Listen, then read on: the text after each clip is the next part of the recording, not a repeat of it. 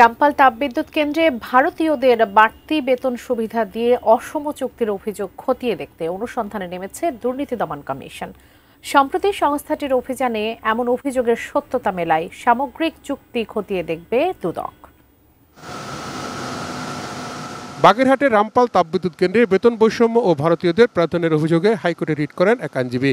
অভিযোগে বলা হয়, বাংলাদেশি প্রকৌশলী বেতন পান 1 লাখ আর একই পদে ভারতীয় নাগরিক 25 লাখ টাকা বেতন নেন। অ্যান্টিব্যাকটেরিয়াল অ্যাডিটিভ যুক্ত সেরা ওয়াটার ট্যাঙ্ক বিশুদ্ধ পানিতে ব্যাকটেরিয়া জন্মাতে দেয় না।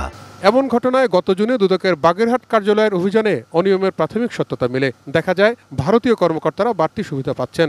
এছাড়া সেখানে বিদেশি দেশি কর্মকর্তার অনুপাতে নিয়মও অমান্য করা হচ্ছে। বাগেরহাট রামপাল তাপবিদ্যুৎ কেন্দ্রে আউটসোর্সিং কর্মচারী নিয়োগের মধ্যেই এই সমস্ত বিষয়গুলো রয়েছে।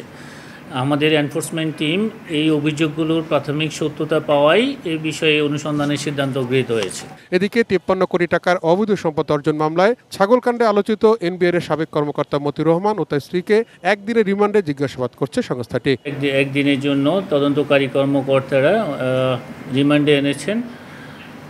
তো এটি রিমান্ডের কার্যক্রম চলমান আছে। রিমান্ড শেষে তদন্তকারী কর্মকর্তারা সিদ্ধান্ত গ্রহণ করবেন সেটা আরও বৃদ্ধি করার প্রয়োজন আছে কিনা। এদিন 112 কোটি টাকার অবৈধ সম্পদ অর্জনের অভিযোগে জেমকম গ্রুপের প্রধান নির্বাহী কর্মকর্তা ও এক পরিচালকের বিরুদ্ধেও মামলা করেছে দুদক। কাজী ইনাম আহমেদ, পরিচালক জেমকম গ্রুপ কর্তৃক। তাহিদ সৌরভ, এটিএন নিউজ, ঢাকা।